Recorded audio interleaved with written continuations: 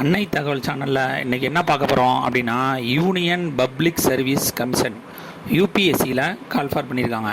எத்தனை போஸ்டிங் அப்படின்னா 827 போஸ்டிங்க்கு கால்ஃபார் பண்ணியிருக்காங்க.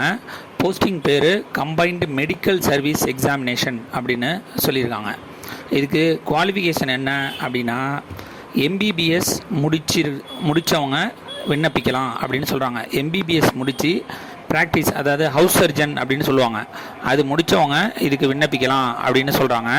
இதை தவிர எம்பிபிஎஸ் ஃபைனல் இயர் இப்போ எக்ஸாம் எழுத போகிறவங்களும் இதுக்கு விண்ணப்பிக்கலாம் அப்படின்னு சொல்லியிருக்காங்க.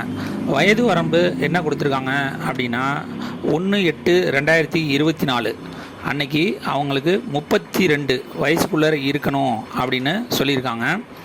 அதாவது that is the candidate must have been born not earlier, அதாவது 2 ஆகஸ்ட் 1992க்கு முன்னாடி பிறந்தவங்க இதுக்கு விண்ணப்பிக்க முடியாது அப்படின்னு சொல்கிறாங்க.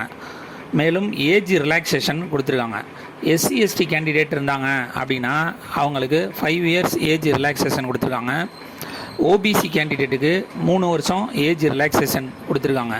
இதுவே ஃபிசிக்கலி சேலஞ்சு ஜென்ரல் கேட்டகரி மற்றும் எக்கனாமிக்கலி வீக்கர் செக்ஷனாக இருந்தாங்க அப்படின்னா அவங்களுக்கு 10 வருஷம் ஏஜ் ரிலாக்ஸேஷன் கொடுத்துருக்காங்க.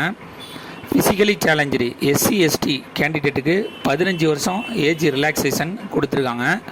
ஓபிசி கேண்டிடேட்டாக இருந்தாங்க அப்படின்னா அவங்களுக்கு 13 வருஷம் ஏஜ் ரிலாக்ஸேஷன் கொடுத்துருக்காங்க. இந்த யூபிஎஸ்சி எக்ஸாம் செலெக்ஷன் ப்ராசஸ் எப்படி நடக்குது அப்படின்னா, ஃபஸ்ட்டு எடுத்தோன்னே ரிட்டன் எக்ஸாம் நடக்குது. இந்த ரிட்டன் எக்ஸாமில் பாஸ் பண்ணவங்களுக்கு இன்டர்வியூ மற்றும் பர்சனாலிட்டி டெஸ்ட் நடக்குது அப்படின்னு சொல்லியிருக்காங்க. அப்ளிகேஷன் ஃபீஸ் எவ்வளோ வாங்குகிறாங்க அப்படின்னா, பெண்கள், எஸ்சி எஸ்டி மற்றும் ஃபிசிக்கலி சேலஞ்சர் கேண்டிடேட்டுக்கு எக்ஸாமினேஷன் ஃபீஸு கிடையாது. மற்றும் அதர் கேண்டிடேட்டுக்கு 200 ரூபா எக்ஸாமினேஷன் ஃபீஸு அப்படின்னு சொல்கிறாங்க. தமிழ்நாட்டில் எக்ஸாமினேஷன் சென்டர் எங்கே இருக்குது அப்படின்னா சென்னை மற்றும் மதுரையில் இருக்குது. இது விண்ணப்பிக்க கடைசி நாள் 30/4/2024. எக்ஸாம் என்னைக்கு நடக்குது அப்படின்னா 14/7/2024 நடக்குது.